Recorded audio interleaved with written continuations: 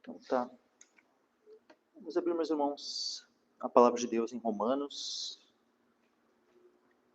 capítulo 3, versículo 1 ao 4.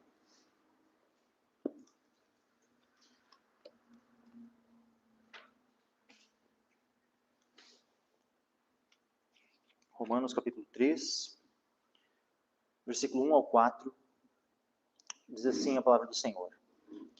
Qual é, pois, a vantagem do judeu? Ou qual a utilidade da circuncisão? Muita em toda maneira, porque primeiramente as palavras de Deus lhe foram confiadas. Pois que, se alguns foram incrédulos, a sua incredulidade aniquilará a fidelidade de Deus? De maneira nenhuma. Sempre seja Deus verdadeiro e todo homem mentiroso, como está escrito, para que seja justificado em tuas palavras e venças quando fores julgado. Amém. Até aqui, meus irmãos. Podem se assentar.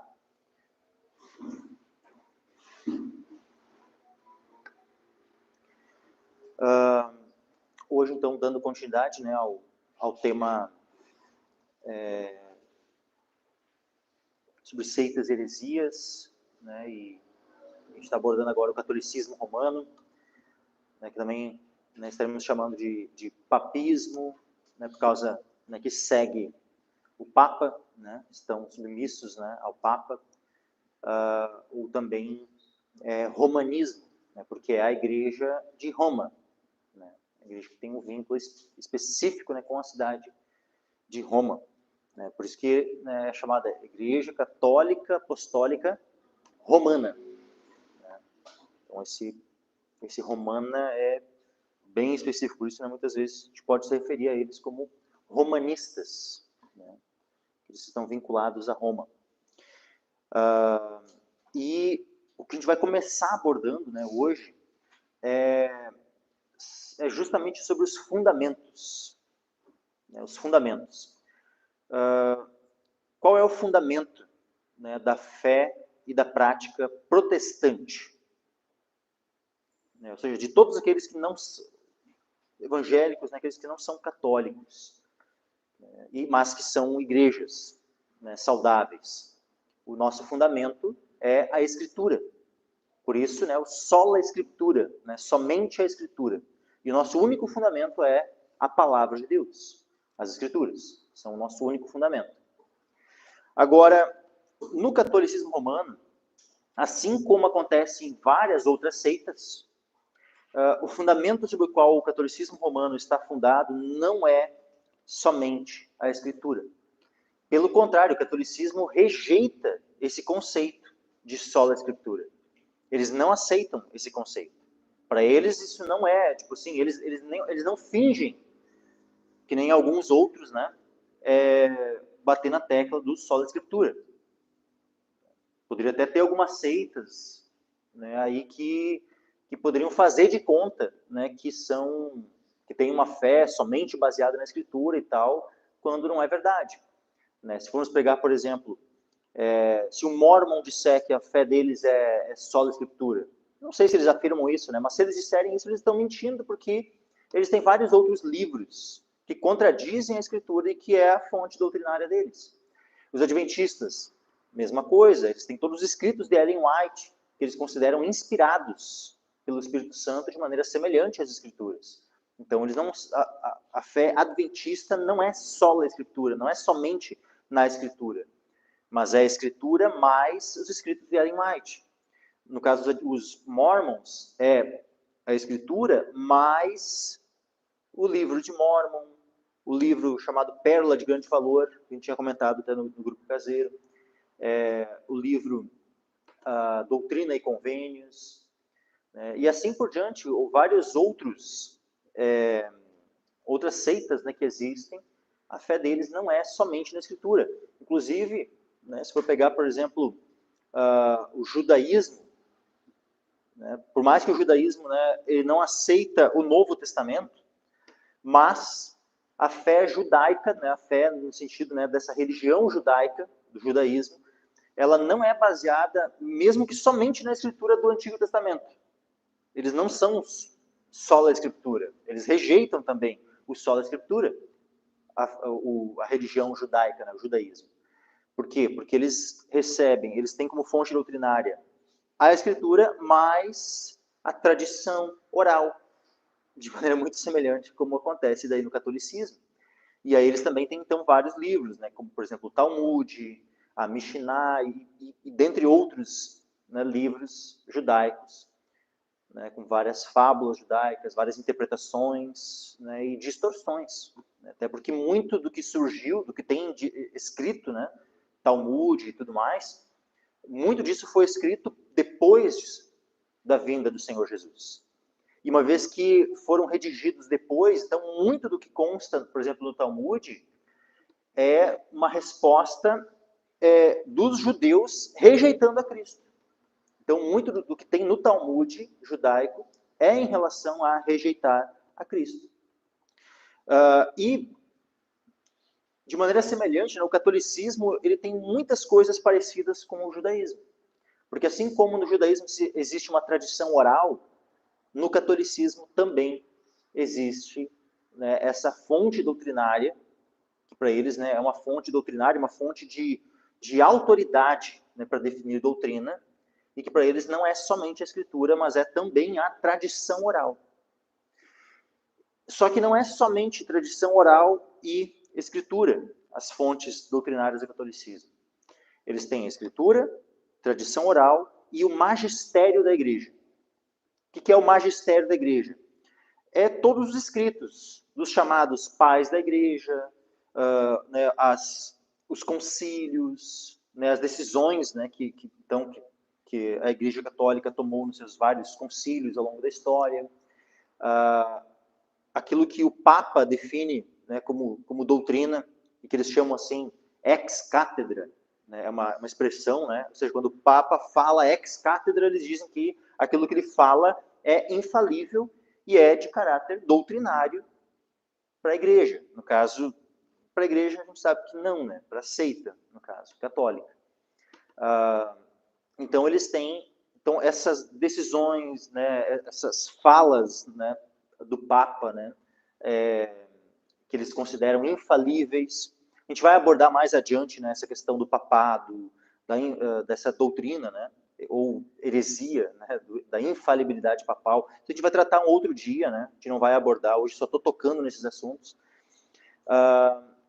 Mas então existem basicamente um tripé que vai ser a fonte doutrinária da seita católica, que é a escritura é somente uma delas. E não é nem a mais importante. Porque a tradição oral e o magistério da igreja, no final de contas, estão acima da escritura. Por quê? Porque o magistério é aquele que vai, o magistério da igreja católica é aquele que vai interpretar a escritura. Então, se tiver lá um católico romano que pega a sua Bíblia e ele for ler algo, e ele olhar assim e dizer, mas eu acho que não está batendo, né, com o que eu estou vendo, assim, né? O que está aqui na Bíblia é uma coisa, o que é a prática ou o que é ensinado, né, na Igreja Católica é algo diferente. E ele for lá querer contestar, ele for lá querer, né, chegar lá no padre, né, e dizer, olha só, padre, eu estava lendo aqui na Bíblia, né, e aqui diz assim, mas eu estou vendo que a gente está fazendo diferente. O que ele vai ser dito para ele? Ele tem, por exemplo, assim, liberdade de examinar e interpretar a Escritura por si mesmo? Não, isso não é uma doutrina no catolicismo.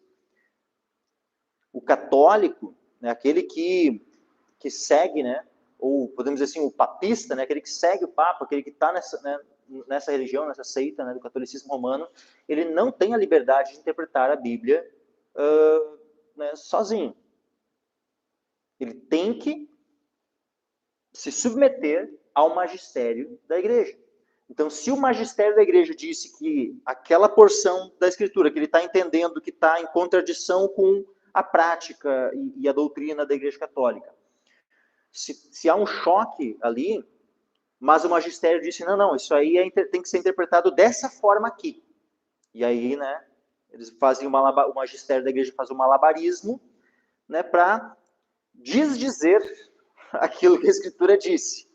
seja, né, se o magistério da igreja torcer a Escritura, e eles fazem muito isso, então o católico, para continuar sendo católico, ele vai ter que se submeter ao que o magistério da igreja ensina, independente da opinião que ele possa ter sobre a Escritura. E no final de contas, se ele quiser continuar sendo um fiel católico, ele tem que baixar a cabeça e mudar a mente dele para se adequar ao que o magistério da igreja ensina. E não ao que ele percebeu que é a verdade da Escritura. Então, quem está de fato acima e vai dizer, né, vai interpretar a Escritura, e por isso que acaba, né, estando acima dela, é o magistério da igreja, para o catolicismo romano. Veja que tudo isso aqui que eu estou falando, nós rejeitamos esses ensinos, né, esse padrão. Mas esse é o padrão católico de definição de doutrina. O magistério da igreja está acima da Escritura, até mesmo porque os católicos gostam de afirmar, né, que foi a Igreja Católica quem deu a Bíblia. Eles dizem assim, ó, que os protestantes, né, estão em dívida com a Igreja Católica porque foi a Igreja Católica que deu a Bíblia para nós. E isso é uma falácia, meus irmãos. É uma falácia. Não foi a Igreja Católica que deu a Bíblia para nós. Primeiro, nós lemos aqui um texto de Romanos, capítulo 3, versículo 1 ao 3. O que diz aqui, ó? Qual é, pois, a vantagem do judeu? Ou qual a utilidade da circuncisão? Muita, em toda maneira, porque, primeiramente, as palavras de Deus lhe foram confiadas. Está dizendo aqui que as palavras de Deus foram confiadas a quem? Ao católico? Ao católico apostólico romano, é isso que está escrito aqui? Qual, pois, a vantagem do católico apostólico romano? É isso que está escrito aqui? Ou qual é, pois, a vantagem do judeu? Ah, está escrito aqui do judeu, né? E se a gente for abrir uma Bíblia católica, não vai estar escrito aqui qual é, pois, a vantagem do católico apostólico romano. Mesmo na Bíblia que os católicos usam, está escrito judeu aqui também. Então, qual é a vantagem de quem? Do judeu. Por que é dito isso? Porque, primeiramente, as palavras de Deus lhe foram confiadas. A quem Deus confiou as suas palavras? Ao povo judeu. Então, quem é que pode, por exemplo, reconhecer? A quem Deus confiou, então, o reconhecer, o receber, o cânon das Escrituras? E agora, primeiramente, falando do quê? Do Velho Testamento. O catolicismo romano ou os judeus? Se o próprio apóstolo Paulo está dizendo que, primeiramente, as palavras de Deus foram confiadas ao povo judeu, então é o povo judeu, é aquele que foi capacitado por Deus para reconhecer. Vejam que não é estabelecer o cânon. Nós temos uma diferença, né, entre reconhecer e estabelecer algo. Porque a Igreja Católica, justamente, ela se arroga, né, tendo essa autoridade, né, ela que deu a Bíblia para os protestantes, eles dizem assim, e é uma mentira. Eles afirmam isso porque eles entendem que essa instituição, a Igreja Católica Apostólica Romana, teria autoridade sobre a Bíblia. Ou seja, como se a própria Igreja, vamos dizer assim, a Bíblia fosse um produto da Igreja. Como se a Bíblia fosse, vamos dizer assim, filha da Igreja. Sendo que é o oposto. Né? O povo de Deus, a fé, são gerados como? Pela fé. Nós passamos a ser o povo de Deus quando cremos. E por isso nos tornamos filhos de Deus e passamos a ser, então, o povo de Deus. O povo de Deus é gerado pelo quê? Por meio da palavra de Deus. Então não é a igreja que gera a palavra. É a palavra que gera a igreja. Então quem é a autoridade sobre a igreja é a Escritura. E não a Escritura, não a igreja a autoridade sobre a Escritura. Então há uma inversão completa no catolicismo romano, onde eles colocam a igreja como tendo autoridade sobre a Escritura. E eles colocam então que nos concílios que foram feitos, né, concílios ecumênicos, concílios, né, da Igreja Católica, eles dizem então que a autoridade da igreja definiu estabeleceu o cânon. Só que está errado. A igreja não tem o poder de definir ou de estabelecer o cânon, porque a igreja não tem autoridade sobre a escritura, mas a escritura é sobre a igreja. Então, o que primeiramente, agora, focando, né, no primeiro momento, no Velho Testamento. Então, os judeus, e posteriormente, né, a igreja, e aqui a igreja, entenda-se agora, né, não igreja católica romana, tá? Mas a igreja no sentido de o povo de Deus no Novo Testamento. Tá? O que a igreja fez em relação às escrituras? E agora ela completa, né, com seus 66 livros. 39 do Velho e 27 do Novo. A igreja, ela reconheceu o cânon. Ela reconheceu o cânon. A igreja, ela não estabeleceu. Porque tu estabelece algo quando tem autoridade sobre algo. Ó, eu estabeleço que na minha casa a gente vai, né, agora acordar todo dia tal horário. Eu, como pai de família, como cabeça na minha casa, eu tenho o poder de estabelecer. Ok. Né? Mas agora, por quê? Porque Deus me deu essa autoridade na minha casa.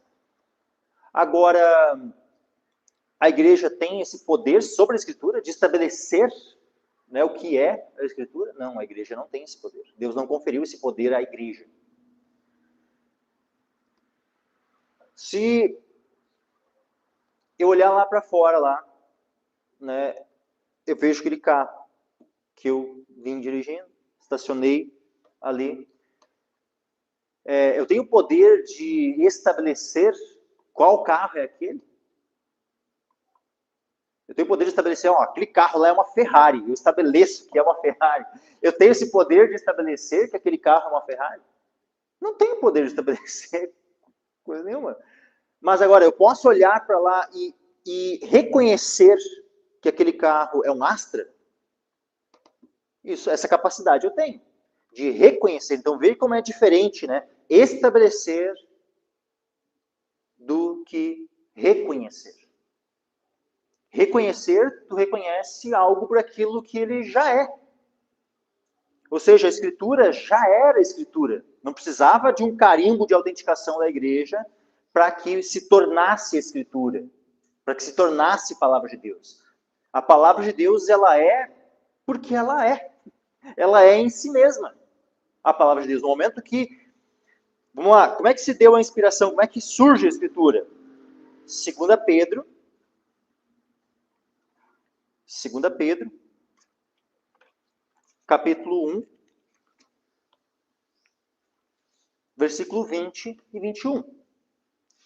Diz assim, ó, sabendo primeiramente isto, que nenhuma profecia da Escritura é de particular interpretação, porque a profecia nunca foi produzida por vontade de homem algum, mas os homens santos de Deus falaram inspirados, né, ou podemos entender aqui, movidos, compelidos, conduzidos pelo Espírito Santo.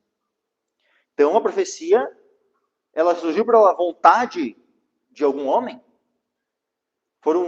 Foi a igreja que, pela sua vontade, definiu, estabeleceu o que seria, o que não seria a palavra de Deus? Não, a igreja não tem esse poder.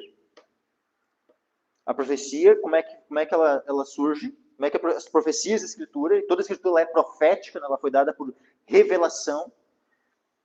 Como é que ela surge? Homens santos de Deus falaram, inspirados, movidos pelo Espírito Santo.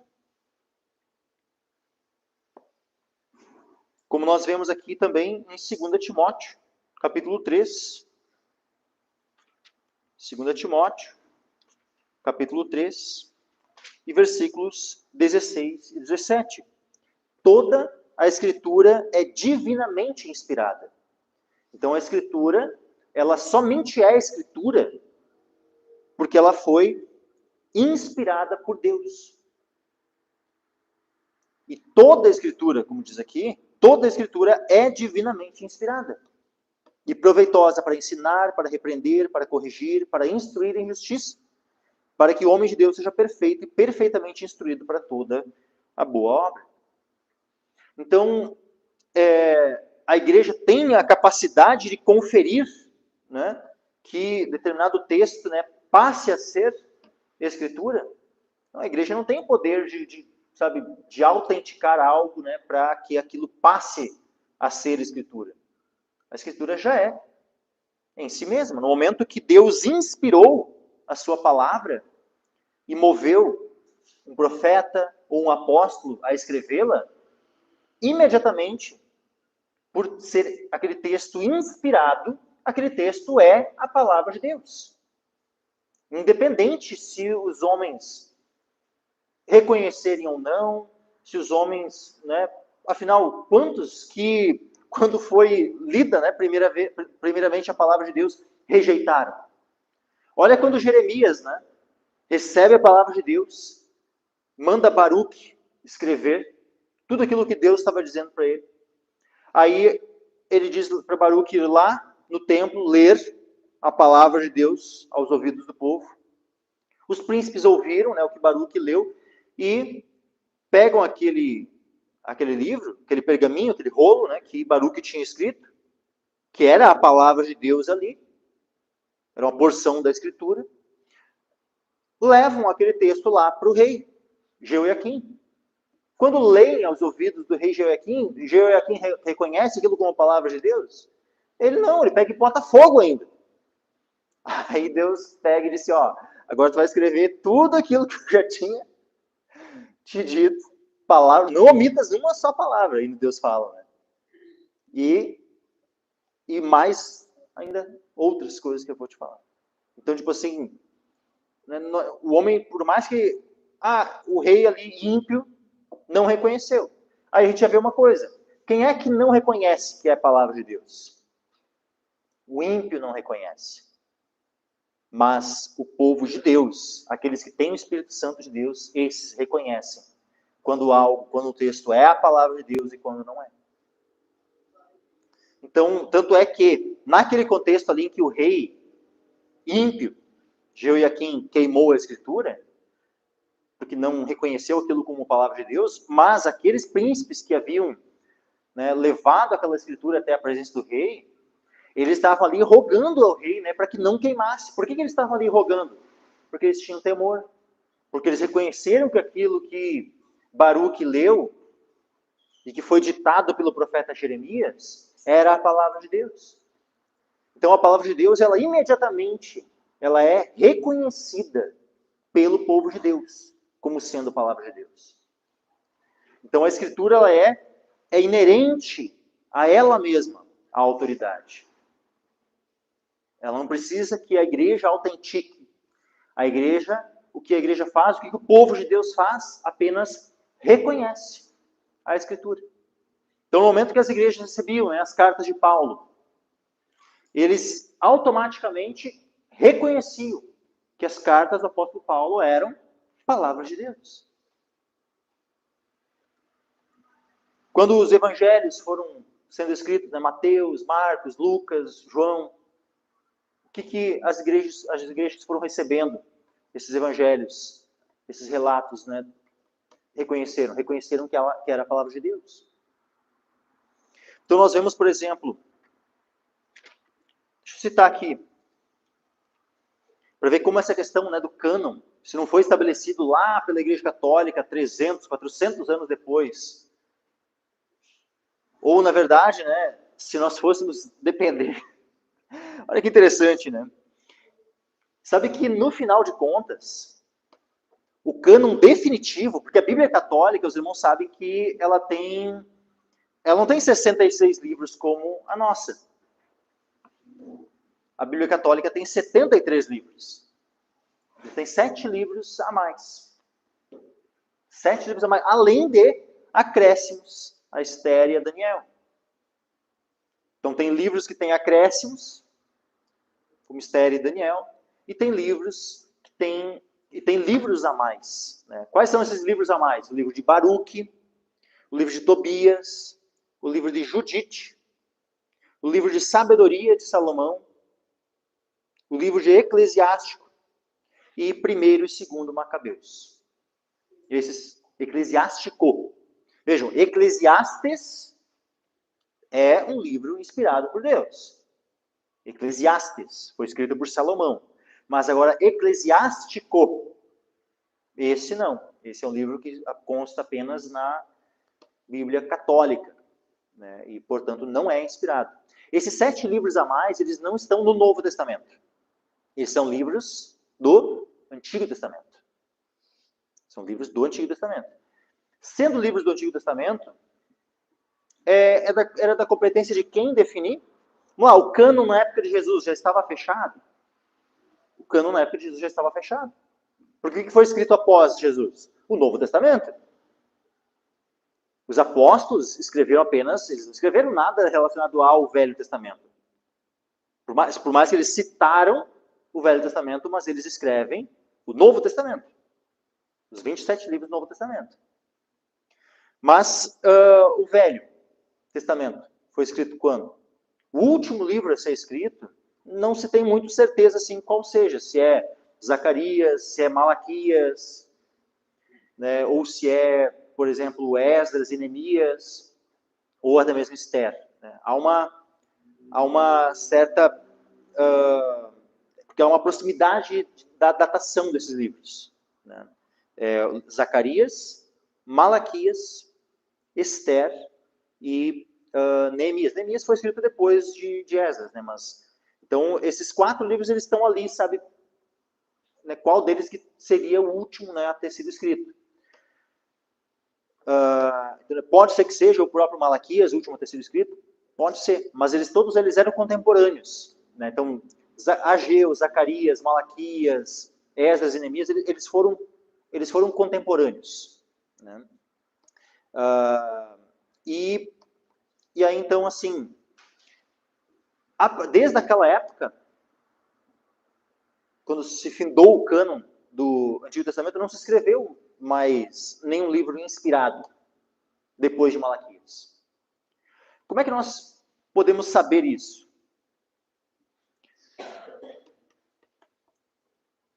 Os próprios livros. É interessante que tem um dos livros que consta na Bíblia Católica ali como que eles, né, consideram, né, como eles chamam assim de deuterocanônicos. Esses 7 livros a mais, essas porções, né, que há a mais na Bíblia Católica, eles chamam de deuterocanônicos. Ou seja, o que é deutero? Deutero é segundo. Assim como Deuteronômio, né, segunda lei, né, por quê? Porque foi uma repetição da lei.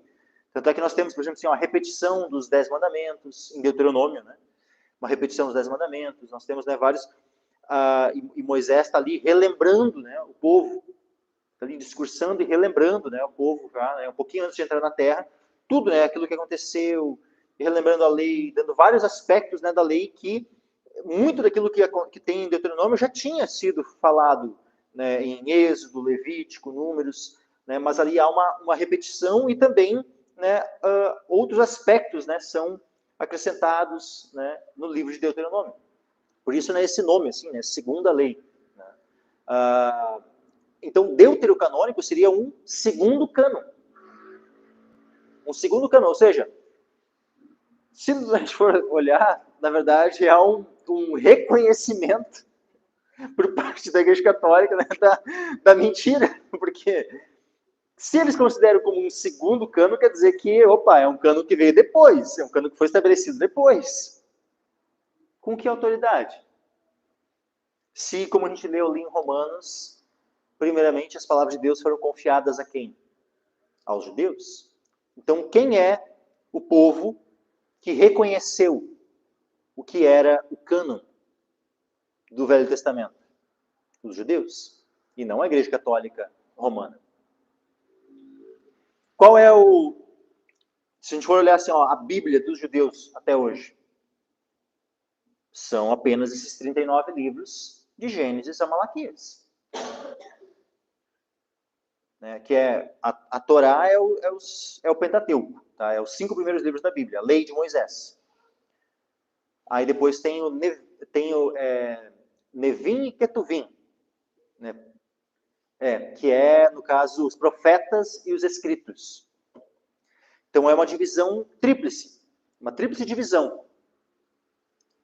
A Bíblia hebraica, né? O texto massorético, que é da onde é traduzida a CEF, o texto massorético, esses 39 livros. Então os judeus têm qual cânon? Quais livros são considerados sagrados, inspirados por Deus para os judeus, até os dias de hoje? Os mesmos que nós temos na nossa Bíblia. De Gênesis a Malaquias. Quais são os livros que os judeus não reconhecem? Os judeus, no caso do judaísmo, não reconhecem. O Novo Testamento. Isso é um problema para nós? Para nós não é um problema para eles. Por quê? Porque eles não receberam o Senhor Jesus. E por não terem reconhecido ao Senhor Jesus como Messias, como Cristo, por isso que eles acabam, né, rejeitando o Novo Testamento, os 27 livros do Novo Testamento. Mas isso não implica que, então, que eles tinham o poder de definir ou de não estabelecer, né? Não, eles simplesmente, pela impiedade, pela incredulidade do coração deles, né, o povo ali da sequência, né, a maioria do povo judeu acabou não reconhecendo a Cristo como Messias, e pela incredulidade, então, também não reconheceram os 27 livros do Novo Testamento como inspirados. Mas agora, o povo de Deus crente, a igreja, e aqui eu falando não a igreja católica, tá? A igreja é o povo de Deus, os crentes. Eles reconheceram tanto Jesus como Messias e reconheceram, então, os escritos do Novo Testamento como inspirados por Deus. Lembrem, não estabeleceram, reconheceram. Reconheceram. Quais eram as características, né? Primeiramente, a gente olha assim, né? Agora no Novo Testamento, né? Para aquilo que é... porque muita coisa estava sendo escrita na época. Queria definir o que era e o que não era, né? Poderia ser, né, utilizado como critério, né, para a igreja reconhecer aquilo que era a palavra de Deus daquilo que não era a palavra de Deus. Porque o próprio apóstolo Paulo ele fala, né, a respeito de materiais que estavam sendo divulgados lá na época, né? Olha só, 2 Tessalonicenses capítulo 2, versículo 1 e 2. Diz assim, ora, irmãos, rogamo-vos pela vinda de nosso Senhor Jesus Cristo e pela nossa reunião com Ele, que não vos movais facilmente do vosso entendimento, nem vos perturbeis, quer por espírito, quer por palavra, quer por epístola, como de nós, como se o dia de Cristo estivesse já perto. Então vejam que havia, né, muitas vezes, falsos escritos atribuídos aos apóstolos. Tanto é que tem um dado momento que Paulo, né, ele começa, né, a dizer assim que ele, por mais que às vezes havia um secretário, né, alguém que ajudava a Paulo, iria ditando, né, e esse ajudante ia escrevendo, mas Paulo tinha o costume de, pelo menos no final da carta, né, assinar ou colocar uma saudação de próprio punho, para que fosse reconhecido, né, como tendo sido escrito por ele. Então, por exemplo, na própria carta da 2 Tessalonicenses, capítulo 3, versículo 17, vai dizer assim, saudação da minha própria mão, de mim, Paulo, que é o sinal em todas as epístolas. Assim escrevo. Então, tu vê que a igreja ela tinha, né, a capacidade de reconhecer quando era o próprio Paulo, por causa dessa espécie de assinatura, né? A saudação final, Paulo escrevia de próprio punho. E aí eles podiam reconhecer a caligrafia, né, e a escrita, a assinatura do apóstolo Paulo nas suas cartas. E aí então podiam reconhecer como sendo de Paulo e não uma carta falsamente atribuída ao apóstolo. Então, como é que a igreja, né, no Novo Testamento pode reconhecer quais eram os livros canônicos, os livros inspirados por Deus? Primeiramente, os livros que foram escritos pelos apóstolos. Então nós temos Mateus, foi escrito pelo apóstolo. O Evangelho de João, escrito pelo apóstolo. Apocalipse. 1ª, 2ª e 3ª João, todos escritos pelo apóstolo João. 1ª e 2ª Pedro, escritas pelo apóstolo Pedro. Nós temos ali as 14 cartas de Paulo, né, de Romanos, Romanos, 1ª e 2ª Coríntios, Gálatas, Efésios, Filipenses, Colossenses, 1ª e 2ª Tessalonicenses, 1ª e 2ª Timóteo, Tito, Filemão e Hebreus. Todos escritos pelo apóstolo Paulo. Então, automaticamente, sendo escrito por apóstolos, eram recebidos pela igreja e reconhecidos como palavras de Deus. E aí nós temos, por exemplo, Evangelho de Marcos, Evangelho de Lucas, Atos dos Apóstolos, né, que também foi escrito por Lucas, escritos por pessoas que estavam junto dos apóstolos. E que foram dentre os primeiros livros a serem escritos do Novo Testamento. E já recebidos já naquele tempo. Uma coisa interessante, deixa eu citar aqui um texto, olha só, meus irmãos.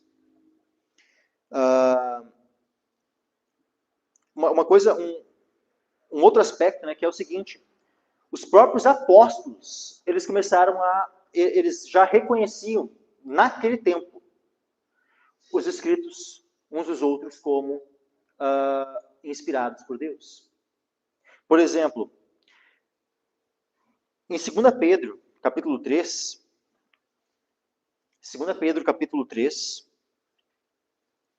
versículo 15 em diante, olha só o que Pedro fala a respeito das cartas de Paulo. E ele não está falando assim, de uma carta específica, ele está falando das cartas.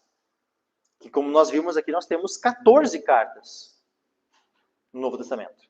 14 delas. Das cartas de Paulo. Pedro falando das cartas de Paulo, olha só.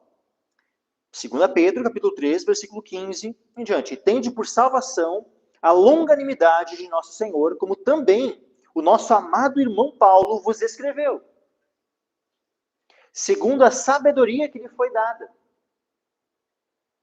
Ou seja, a inspiração, né? O Espírito Santo movendo, né, o apóstolo Paulo a escrever as suas cartas. Por isso, né, a sabedoria que lhe foi dada. Falando disto, como em todas as suas epístolas. Olha só. Pedro reconhecendo todas as epístolas de Paulo. Não é como em algumas de suas epístolas. Não é como em uma de suas epístolas. Não. Todas as suas epístolas.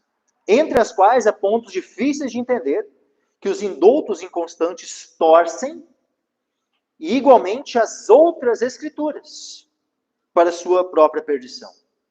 Então eles estavam torcendo as cartas de Paulo, e o que Pedro estava considerando? Que eles estavam torcendo as escrituras, ao torcer as cartas de Paulo. Por quê?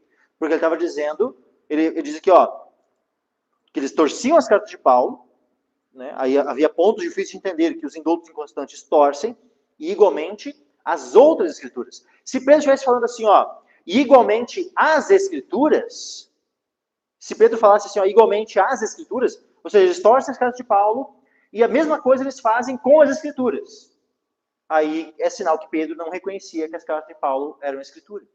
Mas no momento onde Pedro usa o termo, eles distorcem as cartas de Paulo, e eles distorcem também as outras escrituras, significa que Pedro ele entendia que as cartas de Paulo faziam parte das escrituras. Senão ele não ia usar o termo as outras escrituras. Se ele reconhecesse que a escritura é uma coisa, a carta de Paulo é uma coisa que não é escritura. Até ajuda a gente ali, né, a entender algumas coisas, é bom, é benéfico, né, para a fé, mas não é inspirado, não é escritura. Aí Pedro ele escreveria assim. Eles torcem as cartas de Paulo e igualmente também torcem as escrituras. Mas não é isso que ele escreveu. Ele escreveu igualmente as outras escrituras. Significa que Pedro, o apóstolo Pedro, reconhecia que as cartas de Paulo eram escritura.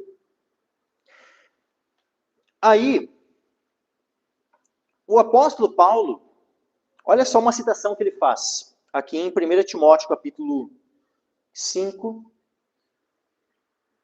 e versículo 17 em diante. 1 Timóteo, capítulo 5, versículo 17 em diante. Os presbíteros que governam bem sejam estimados por dignos de duplicada honra, principalmente os que trabalham na palavra e na doutrina.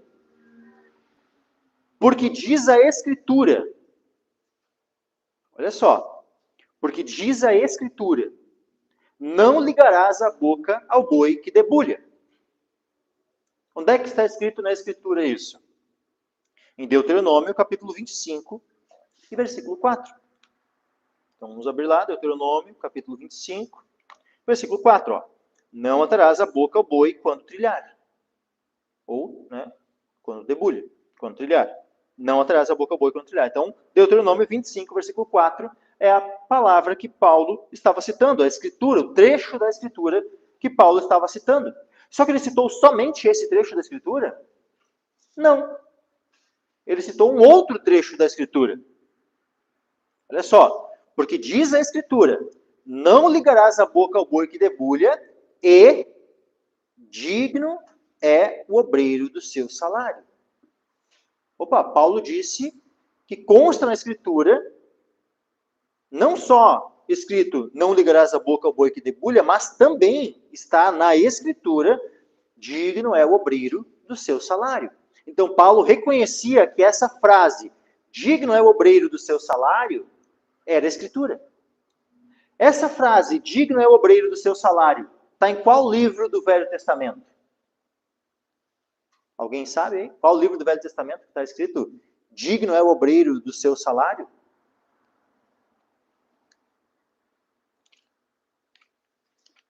Quem souber em qual livro do Antigo Testamento está escrito essa frase, digno é o obreiro do seu salário, do Velho Testamento, eu dou o meu Astra de presente.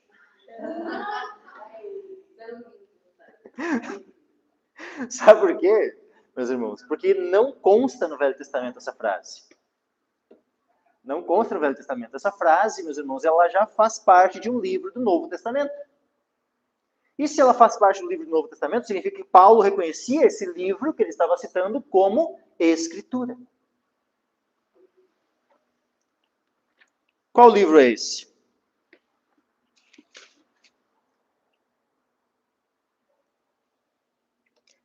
Lucas capítulo 10, versículo 7. Olha só, o companheiro de Paulo, Lucas. O apóstolo Paulo reconheceu que o evangelho que Lucas escreveu era escritura. Tinha sido inspirado por Deus. E aí nós podemos entender, opa, por que Lucas, né, que não era apóstolo, né, o livro, o evangelho dele e na sequência também Atos, né, são considerados escritura. O próprio apóstolo Paulo reconheceu como escritura. Coisa tremenda, né? Citou o evangelho de Lucas como escritura. Lucas 10, versículo 7. E ficai na mesma casa, comendo e bebendo do que eles tiverem, pois digno é o obreiro de seu salário. Não andeis de casa em casa. Então vejam, né, como havia esse reconhecimento. Né? O próprio apóstolo Paulo reconheceu, né, recebeu o evangelho de Lucas. E então, na sequência, né, uma vez que Lucas, da mesma forma como escreve o Evangelho, escreve Atos dos Apóstolos, então ambos os livros são inspirados por Deus. Então nós vemos que já na época dos apóstolos, né, o cânon está todo ali, porque todos os livros foram redigidos naquele tempo. Aí nós temos Tiago, nós temos Judas, deixa eu ver se faltou algum para citar. Não, basicamente são esses. Eu já fui citando todos os livros, né? Porque citei o apóstolo Pedro, né? Primeira e segunda carta, o apóstolo João, né? Mais 5 livros. Aí nós temos os 14 livros, né, de Paulo. Aí faltam 6 aí, que é Marcos, os 2 de Lucas. Mais Tiago, Judas. Acho que está todos aí. Né? É isso aí. E aí Tiago foi escrito... Tiago é interessante porque, assim, olha, ele foi um dos primeiros, e quem sabe o primeiro livro do Novo Testamento a ser escrito. E assim, tem uma questão, Tiago ou foi escrito pelo apóstolo Tiago, aquele que foi morto por Herodes, ou pelo Tiago, irmão do Senhor Jesus. É um dos dois. Mais provável é que tenha sido Tiago, irmão do Senhor, aquele que foi o primeiro pastor e líder na igreja de Jerusalém. Então, essa epístola que Tiago escreveu, que foi provavelmente o primeiro livro do Novo Testamento, já é automaticamente já recebida né, pela igreja como palavra de Deus. E depois, na sequência, Judas. Se entendermos que Tiago ali é o Tiago, irmão do Senhor, o Judas ele já escreve a carta, né? Judas, irmão de Tiago. Ele escreve assim. A gente vai ler a carta de Judas, né? Judas, irmão de Tiago. Né? E ele escreve, né, a carta. Então, Judas ali, que escreve, também era irmão do Senhor Jesus. Então, tu vê que nós temos, né, daqueles que escreveram a Escritura, nós temos os apóstolos, nós temos os irmãos do Senhor, e nós temos ali Marcos e Lucas. Esses são aqueles que... E Marcos também foi um dos primeiros evangelhos a ser escrito. Né? Provavelmente antes até do evangelho de Lucas. Acho que, a princípio, o único evangelho que foi antes do de Marcos foi o de Mateus. Então, Mateus, depois Marcos, é bem mais ou menos na ordem, assim, né, como está. Né? Provavelmente essa foi a ordem em que eles foram sendo escritos. Paulo já reconhecia, né, o evangelho de Lucas. E Paulo reconhecia também, né, o ministério de Marcos. Né? Marcos, né, quando, na última carta que ele escreve, né, que me é muito útil para o ministério, né, como ele fala aqui, 2 Timóteo 4:11. Né, só Lucas está comigo, toma Marcos e traze-o contigo, porque me é muito útil para o ministério. Tem coisa interessante, né? No final ali, convergindo, né, juntos, né, aqueles que foram usados por Deus, né, para registrar a Escritura. Né? Paulo, Lucas, Marcos, né, todos juntos. Né? Então, assim que a igreja foi reconhecendo o cânon do Novo Testamento. O cânon do Velho Testamento, ele, na época de Jesus, ele já estava definido, já estava estabelecido. Qual o cânon? Baseado, né, no quê? Numa Septuaginta escrita em grego. Agora estou trazendo um outro aspecto aqui, né? Numa Septuaginta escrita em grego ou no texto hebraico? No texto hebraico, meus irmãos. Os judeus usam até hoje, né, a Bíblia hebraica. A nossa Bíblia é traduzida, o Antigo Testamento, da Bíblia hebraica, do texto massorético, que é composto por esses 39 livros. Qual é a divisão no texto massorético? Lei, profetas e escritos. Existe, então, alguma evidência no Novo Testamento de que Jesus usava o livro escrito em hebraico e não a Septuaginta, escrita, que era o Velho Testamento traduzido para o grego? Nós temos alguma evidência disso? Nós temos sim. A Septuaginta, meus irmãos, ela traz uma divisão diferente. A Septuaginta não é dividida em lei, profetas e escritos. É só o texto hebraico que é dividido dessa forma. O texto grego, né, a tradução para o grego do Antigo Testamento, no caso, né, chamada assim Septuaginta, ela não tem essa mesma divisão. Sabe como é que é a divisão que, como consta na Septuaginta? Ela é semelhante a como é a divisão que nós temos no Velho Testamento. Assim, né? Ou seja, tem a lei, mas daí vai ter o quê? Os livros históricos. É dividido, né, numa ordem, vamos dizer assim, mais didática. Né? Então, a lei de Moisés, né? Gênesis, Êxodo, Levítico, Números, Deuteronômio. Aí depois, os livros históricos. Né? Josué, Juízes, Ruth, 1º e 2º Samuel, 1º e 2º Reis, 1º e 2º Crônicas, Esdras, Neemias e Esther. Livros históricos. Essa não é como está a divisão, né, na Bíblia hebraica, né, no Velho Testamento, né, do texto massorético. A divisão é diferente. A divisão do texto massorético, mais uma vez. Lei, profetas e escritos. Mas, só para finalizar, né, a divisão, né, da Septuaginta. Aí nós vamos ter, na sequência, depois dos livros históricos, e que, inclusive, né, na Septuaginta tem outros livros a mais ali. Vai ter Judite, Tobias, né, Baruque, tal, vão estar ali junto, né? Aí vai ter os livros de sabedoria, chamado assim, né, sapienciais, ou poéticos também chamados, né, livros poéticos, que daí vai ter Jó, Salmos, Provérbios, Eclesiastes e Cantares, né, ou Cânticos, os Cânticos, né, de Salomão. Esses são os livros poéticos. Mas na Bíblia católica, né, vai ter ali também Sabedoria de Salomão, Eclesiástico, né, vai ter outros a mais. E vai ter os profetas. Né, depois, né, a divisão final, então, os profetas. Daniel, né, os 4 maiores, profetas maiores, Isaías, Jeremias, né, Lamentações, Ezequiel e Daniel. E depois os profetas menores, né, os 12 profetas menores. Essa divisão, meus irmãos, é a divisão como ela, a princípio, né, está na Septuaginta, só que a Septuaginta ela tem livros a mais. E uma coisa interessante, os católicos eles dizem que o cânon deles, que tem 7 livros a mais, seria baseado na Septuaginta e não no texto maçorético. Então eles baseiam, né, esses livros a mais que eles têm, eles dizem só que eles se baseiam na Septuaginta. Só que aí tem um problema, meus irmãos. Porque existe na história alguma Septuaginta, né, lá, os primeiros manuscritos que tem da Septuaginta, existe alguma que conste os livros exatamente, aqueles 7 livros a mais, como está na Bíblia Católica? Não tem. Não tem. Quando nós formos pegar assim, ó, os códices, né? O que são os códices? Os livros, né, que tinha lá, bem antigos, onde consta a Septuaginta no Antigo Testamento, né, e mais os livros do Novo Testamento.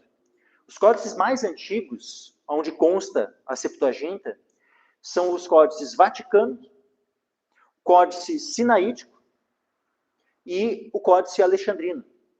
Esses 3 são os mais antigos, onde consta a Septuaginta. Nesses códices, a Septuaginta não tem, a Septuaginta que consta nesses códices, ela não tem os mesmos livros que constam na Bíblia Católica. Ela tem, nenhum deles fecha, todos eles são diferentes, os livros, né, que tem, ou seja, nenhum deles concorda entre si, ou seja, a Septuaginta, né, entre aspas, né, no final de contas, não existe uma concordância nesses 3 códices, os livros são diferentes uns dos outros. Então não há uma concordância. E nenhum dos 3 bate com a Septuaginta, vamos dizer assim, né, que seria o Velho Testamento da Bíblia Católica. Então, tipo assim, é uma falácia eles dizerem, eles se baseiam na Septuaginta. Tá, qual dos 3 códices você se baseia? Nenhum deles. E, por fim, quando é que, de fato, a Igreja Católica bateu o martelo? Porque daí, né, muitas vezes, primeiro que eles dizem aqueles que teriam dado a Bíblia para os protestantes. A gente já viu que é uma mentira. O nosso cânon, o cânon que nós utilizamos é diferente do cânon católico. O cânon católico tem 7 livros a mais. Nós já vimos que a quem Deus confiou as palavras do Velho Testamento? Aos judeus. Não à Igreja Católica Apostólica Romana. Então, quem poderia reconhecer, quem primeiramente Deus capacitou a reconhecer qual é o cânon do Velho Testamento são os judeus. E na época de Jesus já estava estabelecido. Aliás, já havia sido reconhecido o cânon do Velho Testamento. Não estava ainda em formação. Até porque não tinha nenhum livro sendo escrito na época de Jesus. Nenhum livro da época de Jesus escrito fez parte do Velho Testamento. E aí fica o ponto, qual livro Jesus usou? Jesus usava a Bíblia hebraica, com a sua divisão característica, né, em lei, profetas e escritos, ou Jesus usava a Septuaginta, e aí o que daria margem, né, para se defender que, né, o cânon católico. Né, porque pensa, se Jesus teria usado a Septuaginta, com livros a mais, aí é que é o argumento, né, do catolicismo de dizer que Jesus usava a Septuaginta e por isso ele reconheceu, né, esse Velho Testamento com livros a mais. Só que aí é o ponto, Jesus usava a Septuaginta? Jesus não usava a Septuaginta. Porque quando Jesus cita, ele sempre cita lei e profetas, mas tem um momento onde Jesus ele cita a divisão tríplice, que vai ser em Lucas 24, versículo 44 em diante. Olha só, meus irmãos.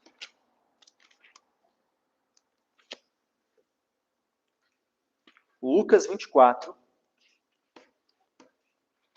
versículo 44 ao 46. Diz assim: Disse-lhes: São estas as palavras que vos disse, estando ainda convosco, que convinha que se cumprisse tudo o que de mim estava escrito na lei de Moisés, e nos profetas, e nos salmos. E então abriu-lhes o entendimento para compreenderem as Escrituras. E disse-lhes: Assim está escrito, e assim convinha que o Cristo padecesse, e ao terceiro dia ressuscitasse dentre os mortos. E em seu nome se pregasse o arrependimento e a remissão dos pecados em todas as nações, começando por Jerusalém. E dessas coisas sois vós testemunhas. Voltando ao início, olha só. Convinha que se cumprisse tudo o que de mim estava escrito aonde? Na lei de Moisés, nos profetas e nos salmos. Por que aqui nos salmos em vez, né, de nos escritos? Porque a divisão, meus irmãos, dos escritos, o primeiro livro que compunha essa divisão era o livro de Salmos. Então, quando tu pega ali as divisões, né, Lei de Moisés, tem os 5 livros da Lei de Moisés. Quando tem os profetas, tem ali os vários livros dos profetas.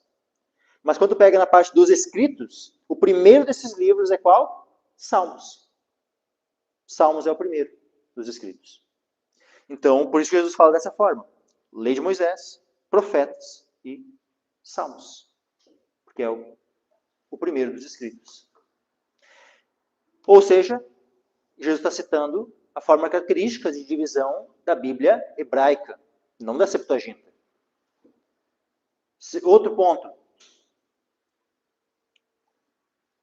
Os judeus, eles se comunicavam entre si em grego,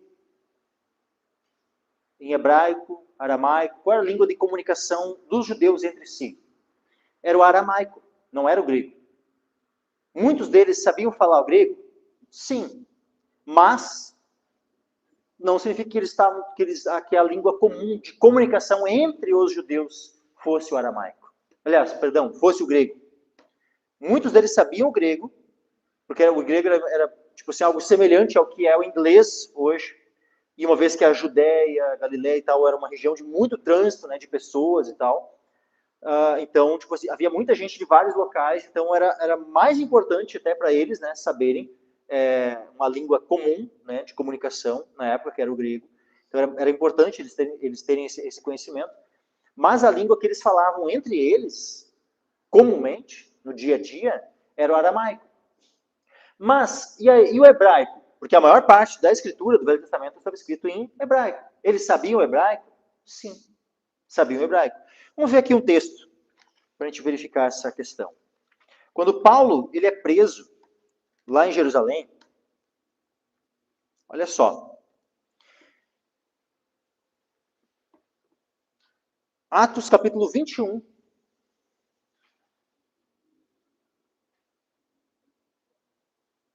Vamos ler por exemplo o versículo 30. Atos 21, versículo 30 em diante. E alvoroçou-se toda a cidade e houve grande concurso de povo. E pegando Paulo, o arrastaram para fora do templo. E logo as portas se fecharam. E procurando eles matá-lo, chegou ao tribuno da corte o aviso de que Jerusalém estava toda em confusão. O qual, tomando logo consigo os soldados e centuriões, correu para eles. E quando viram o tribuno e os soldados, cessaram de ferir a Paulo. Então, aproximando-se o tribuno, o prendeu e o mandou atar com 2 cadeias. E lhe perguntou quem era e o que tinha feito. E na multidão, uns clamavam de uma maneira e outros de outra. Mas, como nada podia saber ao certo, por causa do alvoroço, mandou conduzi-lo para a fortaleza. E sucedeu que, chegando às escadas, os soldados tiveram de lhe pegar por causa da violência da multidão, porque a multidão do povo seguia clamando: mata-o. Qual era a língua que provavelmente essa multidão e essa comunicação estava acontecendo aqui? Em aramaico.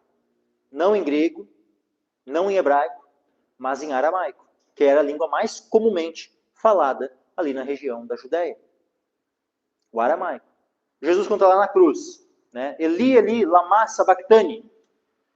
Ele estava falando em que língua? Em aramaico. Essa língua ali era aramaico. Então, a língua mais comumente falada era a língua, né, aramaica. Mas agora, qual texto era lido na sinagoga? Era o texto em hebraico, não em aramaico. Só algumas porções ali da escritura que estão em aramaico. Bem poucas. Alguns trechos ali em Daniel, né, e alguma coisinha ali. Mas, majoritariamente, 98%, 95%, 98% do Velho Testamento é escrito em hebraico. Eles conheciam o hebraico ou eles precisavam de uma tradução para o grego para poder entender a escritura? Eles conheciam o hebraico. Tanto é que os judeus até hoje aprendem hebraico para ler, né, a escritura. Isso é uma tradição milenar, né, de eles aprenderem o hebraico para poder ler a escritura na língua original. Poderia ter algum que outro judeu que não soubesse o hebraico daqui a pouco? Fora ali, daqui a pouco, né, morava em outro, porque havia, né, muitos judeus morando em outros países e tal. Pode até ser que houvesse, né, alguns judeus que não soubessem o hebraico, mas aqueles que moravam na Judéia, na Galiléia, né, e tal, eles sabiam o hebraico. E aí, tanto eles sabiam o hebraico, que a gente vai ver agora uma questão. Olha só a sequência aqui. O povo, o que a multidão estava dizendo no versículo 36? A multidão do povo seguia clamando, mata-o. Quando iam a introduzir Paulo na fortaleza, disse Paulo ao tribuno, é-me permitido dizer-te alguma coisa? Olha só, Paulo fala com ele. Qual a palavra, em qual língua será que Paulo falou com ele? Em aramaico. Por que a gente pode entender que Paulo falou em aramaico? Porque olha o que o tribuno responde para Paulo. E ele disse, sabes o grego? Se o cara pergunta para Paulo se Paulo sabe falar em grego, é porque ninguém estava falando grego até aquele momento. Se eu não ia perguntar para Paulo, sabes o grego? Tipo assim, não, vamos falar a parte aqui, eu e tu, né? Tu sabe falar em grego? Tipo, não faria nem sentido a pergunta se até aquele momento tivesse todo mundo só falando em grego. Então é óbvio que eles estavam falando em aramaico. E nesse momento, o tribuno, né, perguntou se ele sabia o grego. Numa tentativa, daqui a pouco, né, de ter, né, uma comunicação mais isolada. E porque também, provavelmente, na Judéia, não era todo mundo. Muita gente sabia o grego? Sim, muita gente sabia o grego. Mas será que todos sabiam o grego? Não. Aí é um outro aspecto. O que todo mundo sabia era o aramaico. Mas não era todo mundo que sabia falar o grego. Por quê? Porque o grego era como o inglês. No Brasil, que não é tão necessário assim, que é pouca gente que sabe falar inglês. Lógico, tem países onde há muito trânsito de pessoas. Pega países da Europa e tal, né? Tipo, né, tu vai ver assim que né, por haver muito trânsito de pessoas, né, que falam inglês e tal, há uma quantidade muito maior de pessoas sabendo falar inglês do que, por exemplo, proporcionalmente, né, aqui no Brasil. Assim era ali em relação ao grego. Bastante gente sabia, mas não significa que todo mundo sabia falar o grego. Assim como lá na Europa, se tu vai lá, não é necessariamente todas as pessoas que sabem falar o inglês. Mas muito mais gente, proporcionalmente, né, do que aqui no Brasil, sabem falar inglês. Mas então, voltando. Eles estavam falando em aramaico. Agora o tribuno pede se ele sabia falar o grego, então começaram a falar em grego a partir de então, né? Aí ele perguntou, não és tu, porventura, aquele egípcio que antes desses dias fez uma sedição e levou ao deserto 4.000 salteadores? Mas Paulo lhe disse, na verdade eu sou um homem judeu, cidadão de Tarso, cidade não pouco célebre da Cilícia. Rogo-te, porém, que me permitas falar ao povo. E havendo-lhe permitido, Paulo, pondo-se em pé nas escadas, fez sinal com a mão ao povo, e feito grande silêncio, falou-lhes, olha só que interessante, em língua hebraica, dizendo, homens, irmãos e pais, ouvi agora a minha defesa perante vós. Ele fala essa frase em qual língua? Como diz aqui, em língua hebraica. Olha o parêntese que abre aqui, ó, o versículo 2. E quando ouviram falar-lhes em língua hebraica, maior silêncio guardaram. Gerou uma solenidade naquele momento. Assim, o povo tudo se calou quando ouviu ele falando em língua hebraica. O povo sabia o hebraico? Se o povo não soubesse o hebraico, Paulo ia estar falando em hebraico, o povo, o que está falando? Que língua é essa? Tipo, é óbvio que o povo todo sabia o hebraico. Por quê? Porque era a língua usada na sinagoga. era a língua das Escrituras. Não era a língua do dia a dia que eles comunicavam, porque eles se comunicavam no dia a dia em aramaico. Mas era a língua que eles aprenderam. Era a língua que todo dia, quando eles iam lá no culto, na sinagoga, e a Escritura era lida, ela era lida em hebraico. Ou seja, era uma língua para eles sagrada, solene. Então, quando eles ouvem Paulo falar em hebraico com eles guardam silêncio. Em respeito, sabe, essa língua que era tão sagrada para eles e que eles tinham conhecimento. Então, quando alguém diz assim, né, argumentar, não, eles usavam a Bíblia em grego. Muitos deles nem sabiam o grego. Mas o hebraico eles tinham conhecimento. Nós vemos aqui, esse texto da Escritura prova isso para nós. Que a língua comum era o aramaico, mas o grego, alguns sabiam falar, o hebraico, todos eles entendiam. E era a língua usada na sinagoga. E aí ele vai e segue falando em hebraico, né, com o povo. Não vou ler aqui o restante do discurso de Paulo, né? Queria só demonstrar pela Escritura, né, essa questão das línguas, porque isso vai ter uma questão direta em relação ao qual Bíblia que era utilizada na época. Era a Bíblia em hebraico ou era a Bíblia em grego? É óbvio que era a língua em hebraico, a Bíblia em hebraico. A Bíblia que Jesus usou, que Jesus leu, era a Bíblia em hebraico. Eles tinham conhecimento do hebraico, não dependiam de tradução para grego.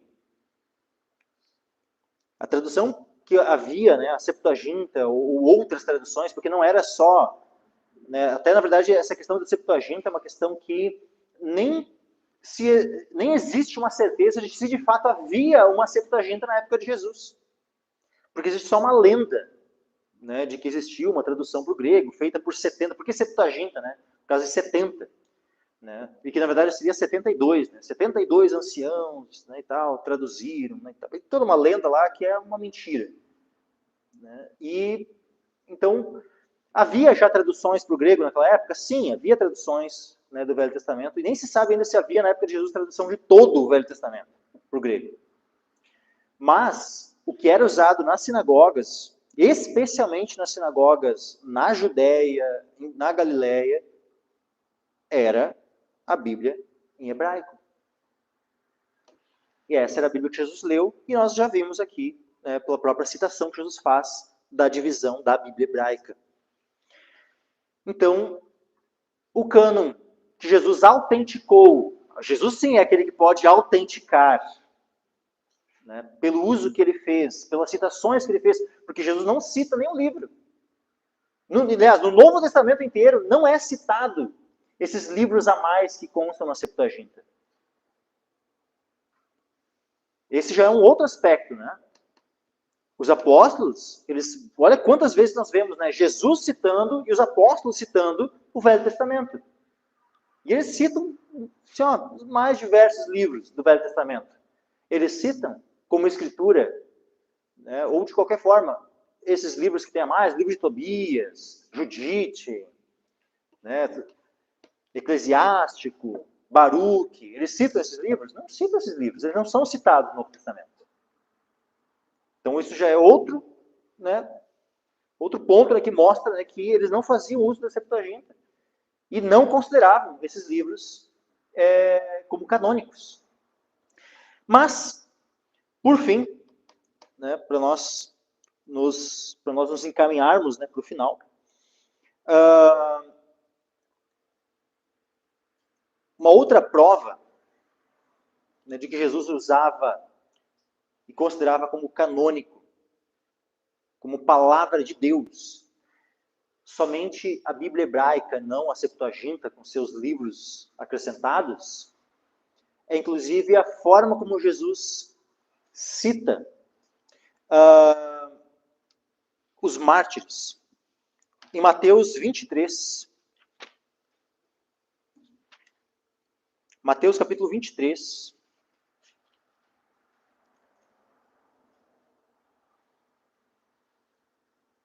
Mateus 23, versículo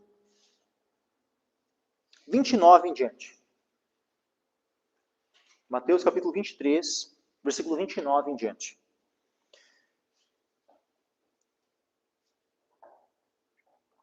Vai dizer o seguinte: Ai de vós, escribas e fariseus hipócritas, pois que edificais os sepulcros dos profetas e adornais os monumentos dos justos, e dizeis: se existíssemos no tempo de nossos pais, nunca nos associaríamos com eles para derramar o sangue dos profetas. Assim, vós mesmos testificais que sois filhos dos que mataram os profetas.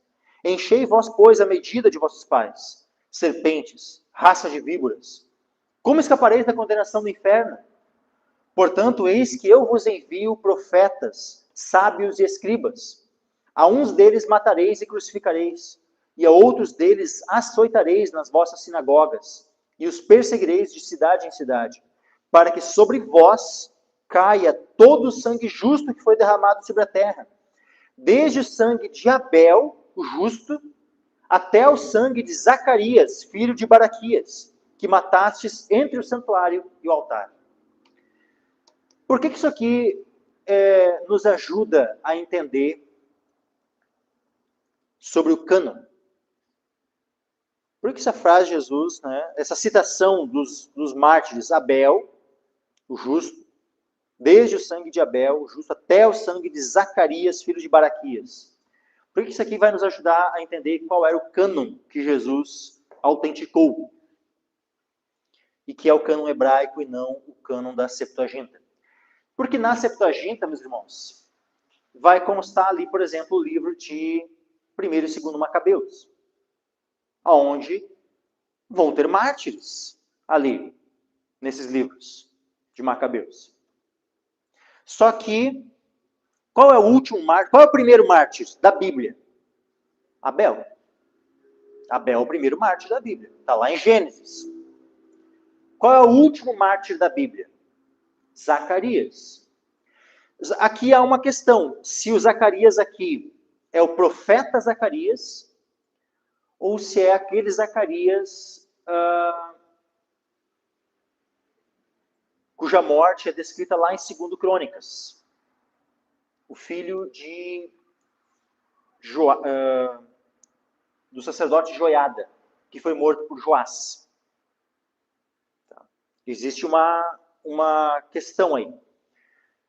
Se foi Zacarias, o profeta, se esse Zacarias aqui é o Zacarias, o profeta, dos profetas, né, Zacarias, a princípio, né, por mais que não tenha ali a descrição da morte do profeta Zacarias, né, mas aquilo que a forma como os judeus né, descreveram que foi a morte do profeta Zacarias, ele foi um profeta que foi martirizado. E aí, então, pode ser, né, que Jesus esteja fazendo referência ao profeta Zacarias, que foi um dos últimos profetas a escrever. E Malaquias, por exemplo, não foi morto. Ageu não foi morto. Mas Zacarias, o profeta Zacarias, a princípio, foi morto. E aí, então, Jesus pode estar fazendo referência, né, ao último profeta, dos profetas que foram mortos, fazendo referência a esse último profeta. Agora, ele também pode estar fazendo referência, daqui a pouco esse Zacarias aqui, filho de Baraquias, seja o profeta, o filho do sacerdote Joiada, que foi morto pelo rei Joás, a mando do rei Joás. Se foi esse Zacarias, é interessante por quê? Porque a descrição da morte dele está no livro de 2 Crônicas. E 2 Crônicas é o último livro, tipo, na ordem dos livros, né? Tem a lei de Moisés, os profetas e os escritos. E o último dos escritos é o livro de Crônicas. Então, tipo, por isso que fica a questão. Ou foi mas independente, se foi o profeta Zacarias, ou se foi esse profeta, mas no sentido, né, o filho de Joiada, independente, ambos, qualquer um dos dois, estaria confirmando o cânon hebraico. No caso, se foi o filho de Joiada, por causa que seria o último livro do cânon hebraico, que é 2 Crônicas. Na ordem, né, como eles estavam. 2 Crônicas é o último ali, que consta, né? Em vez de Malaquias, né, na ordem do cânon hebraico, né, a ordem, em vez de Malaquias, o último é 2 Crônicas. Então, Jesus pode estar fazendo referência, né, à primeira menção a um mártir e a última menção a um mártir. Né, Abel a Zacarias. Mas se foi no sentido de do profeta Zacarias é o último profeta que escreveu algo, né, da Escritura e que foi morto. Mas qual é o ponto? Nos livros que tem a mais, na Septuaginta e no cânon, ou seja, nesse cânon, né, deuterocanônico, segundo cânon, né, católico, ali tem pessoas mortas também, tem mártires também ali. Só que Jesus não citou nenhum desses mártires ali. Jesus não citou, Jesus cita Zacarias como o último mártir, independente se foi Joiada ou se foi o profeta Zacarias, a forma de Jesus falar está confirmando o cânon hebraico e não o cânon da Septuaginta. Porque se Jesus fosse citar o último mártir pela Septuaginta, ele teria que citar ali algum daqueles que consta no livro de Macabeus. E Jesus não cita Macabeus. Então, agora, a gente vai encontrar dentro da própria tradição católica, onde nós temos, né, a prova de que também o cânon deles é furado. Porque qual é a Bíblia que por milênios foi considerada assim a Bíblia oficial e que na verdade até hoje é a Bíblia oficial da Igreja Católica Apostólica Romana? É a Vulgata de Jerônimo. Jerônimo, né, foi um erudito, um estudioso, lá por volta do ano 400. Ele foi contemporâneo do Agostinho de Hipona. E ele traduziu. Ele foi um tradutor da Bíblia. E ele traduziu a partir do quê? Ele traduziu o Antigo Testamento a partir do texto hebraico. E não a partir da Septuaginta. Ele fez algum uso, alguma comparação e tal com a Septuaginta? Até fez. Mas o texto que ele considerava inspirado e canônico eram as escrituras hebraicas, com os mesmos livros que nós temos aqui. Esses 39 livros. Esses livros ele considerava canônicos. Aí, mas o que acontece? Na Vulgata tem esses 7 livros a mais que tem na Bíblia Católica? Tem esses 7 livros a mais na Vulgata. Só que Jerônimo, ele escreve um prólogo, ou seja, uma introdução, nessa tradução que ele fez da Bíblia para o latim, chamada, né, Vulgata. Ele coloca um prólogo, uma introdução, e nessa introdução ele descreve, né, como é que foi o trabalho dele, ele traduziu do hebraico e tal, né, e ele vai descrever ali quais livros que ele considerava canônicos. E ele diz que, assim, ó, ele considerava esses 39 livros como canônicos, e que aqueles livros que ele colocou, né, que constavam na Septuaginta, mas que não constavam na Bíblia hebraica, no cânon judaico, ele diz assim, ó, eles são úteis para a igreja, mas não para definir doutrina, porque eles não são canônicos. Ou seja, aquele que traduziu a Bíblia, o tradutor da Bíblia oficial da Igreja Católica, não reconhecia que esses livros a mais eram canônicos. Se o próprio tradutor não reconhecia esses livros como canônicos, como é que depois a Igreja Católica, que continuou usando a Vulgata, vai lá no Concílio de Trento, que é depois da Reforma? O Concílio de Trento foi um concílio que a Igreja Católica, né, eles se reuniram justamente para, vamos dizer assim, confirmar a doutrina deles, a doutrina do catolicismo, diante, né, da Reforma. Uma vez que, né, surge todo o movimento da Reforma Protestante, né, e tá lá Lutero, né, e tantos outros, né, advogando, né, que o cânon é esse. São esses 66 livros aqui. E a Igreja Católica, né, que está, né, usando esses livros a mais, aí está errado. Aí eles vão lá no Concílio de Trento, que se deu entre 1545 e 1563. Lembrem, a Reforma, ela inicia em 1517. E Lutero, ali por 1500, na década de 20, né, ele traduz a Bíblia para o alemão, e, né, Tyndale traduz lá para a Inglaterra, e assim por diante. Né, começa a surgir as traduções para as diversas línguas da Europa ali, usando o texto recebido no Novo Testamento e usando o texto massorético no Velho Testamento. Os mesmos textos que nós usamos. Por quê? Porque é o texto recebido pela igreja. Texto que foi reconhecido. Que sempre esteve em uso e que foi reconhecido, né, como o texto inspirado, texto canônico. A Igreja Católica, que se utilizava da Vulgata de Jerônimo e que tinha esses livros a mais, eles pegaram, então, no Concílio de Trento, definiram, estabeleceram, né, que esses livros eram canônicos, esses 7 livros a mais, e os acréscimos a Daniel. Só que eles chamaram, né, segundo cânon, deuterocanônicos. Né? Então, a Igreja Católica, até hoje, né, chama esses livros, né, de deuterocanônicos. Por quê? Porque eles dizem que é canônico, mas é, né, um segundo canônico. E foi estabelecido quando? Depois da Reforma. No Concílio de Trento, entre 1545 e 1563. Então vejam que o cânon católico ele só foi estabelecido de fato depois da Reforma Protestante. Não foi antes. Eles não tinham um cânon que daí foi lá o Lutero e foi lá tirou, né? Não, vamos tirar esses 7 livros aqui, porque, né, mesmo se fosse o caso, não estaria errado, tá? Porque, né, se fosse o caso de tirar os 7 livros e tal, porque,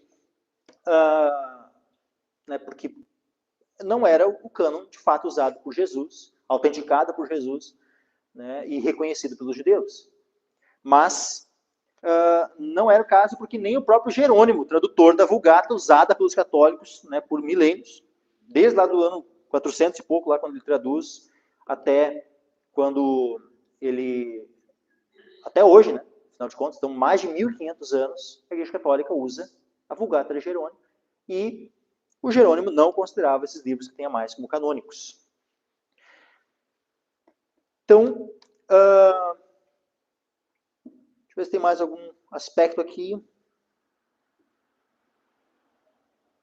Então, basicamente é isso, meus irmãos.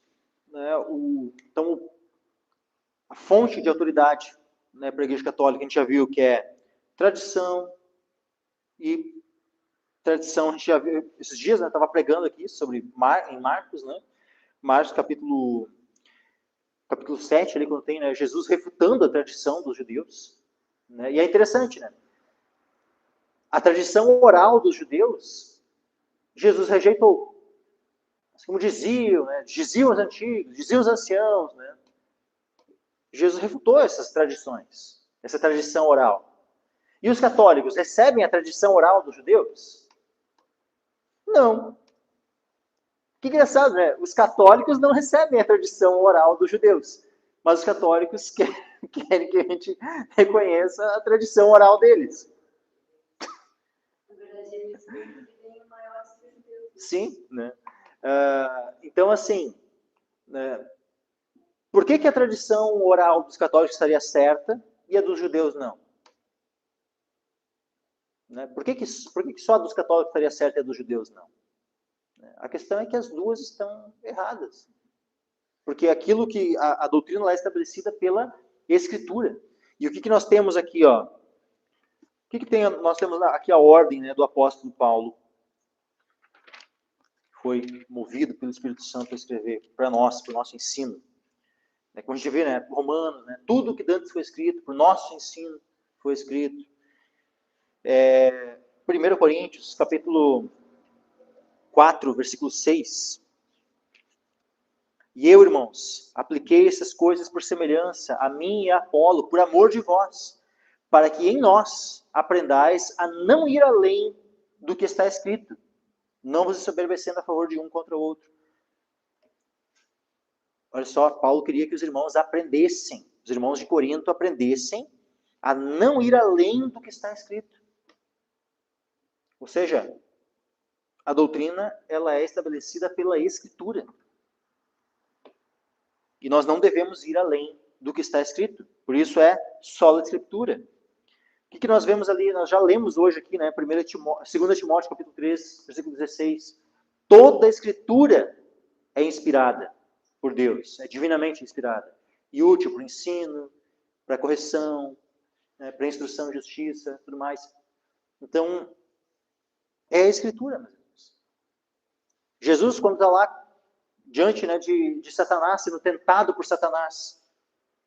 Satanás vai lá em Mateus, capítulo 4.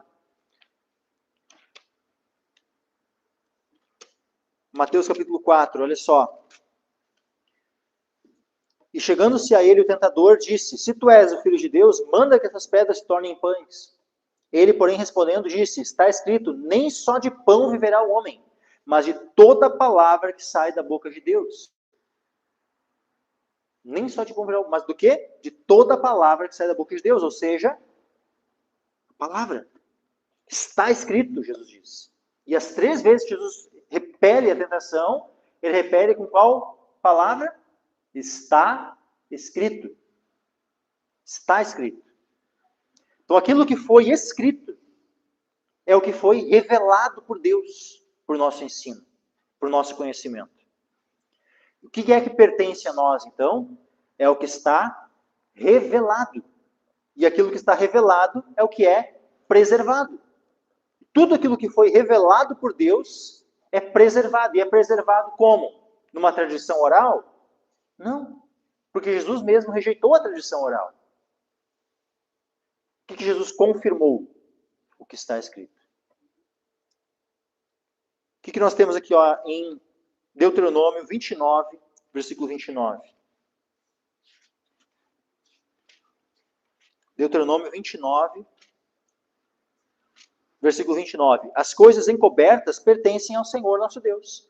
Porém, as reveladas nos pertencem a nós e a nossos filhos para sempre. Ou seja, a Escritura toda ela foi dada por revelação.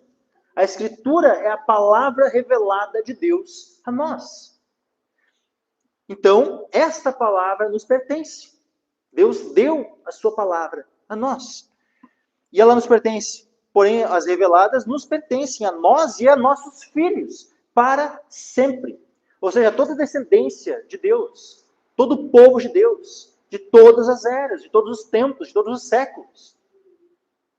A Escritura pertence ao povo de Deus, aos seus filhos, à sua descendência, para sempre. Não é só por um determinado tempo. Ou seja, isso mostra, né, a preservação do quê? Da Escritura. Pertence a nós e a nossos filhos para sempre, para que cumpramos todas as palavras desta lei.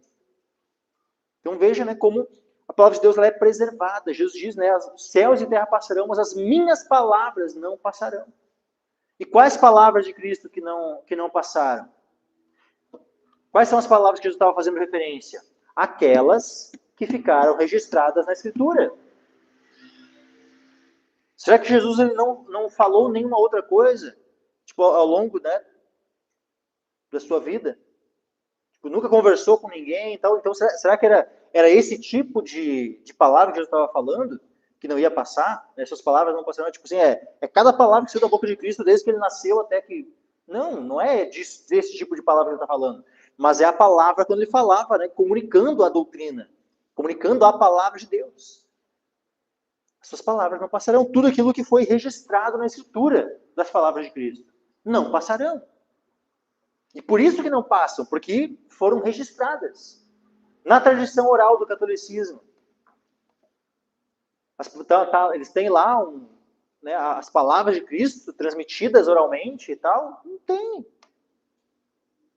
Eles não têm, eles só têm, né, na suposta tradição oral, um monte de heresias. Né, da perpetuidade, a virgindade perpétua de Maria, a assunção de Maria,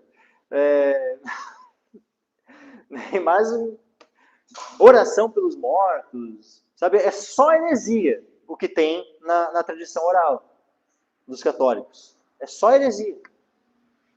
E aí, né, engraçado, né, que, tipo assim, todas essas doutrinas, né, heresias, né, católicas, baseadas, né, na tradição oral, elas não estão na Escritura, mas elas estão na tradição oral, né? Negócio estranho esse, né? Então, aquilo que Deus intentou, né, que ficasse preservado para sempre, ele revelou por meio da sua palavra. Porque a sua palavra jamais passará. Como Jesus também diz lá em Mateus capítulo 5, né, que nem um i ou tio passará da lei sem que tudo se cumpra. Então, a palavra de Deus é aquilo que permanece, que não pode ser quebrado, destruído. Não pode ser anulado. A palavra de Deus, aquilo que está escrito. Agora, tradição oral, magistério da igreja, isso aí tudo é falível, isso tudo aí, né, vai mudando com o tempo. A tradição oral é o telefone sem fio. Um vai falando para o outro, vai falando para o outro, né, e quem conta o conto aumenta o ponto. Essa é a tradição oral. Completamente falível. Magistério da igreja. São os homens interpretando. Os homens são falíveis. Os homens, ao longo da história, né, interpretando, são falíveis. O que é infalível? O que é a única fonte de autoridade infalível para a igreja do Senhor? A Escritura. A Escritura é infalível. A Escritura é inerrante. Os homens erram. Os doutores erram. Mas agora a Escritura não erra. Por isso que a Escritura é a única fonte de autoridade de uma igreja saudável.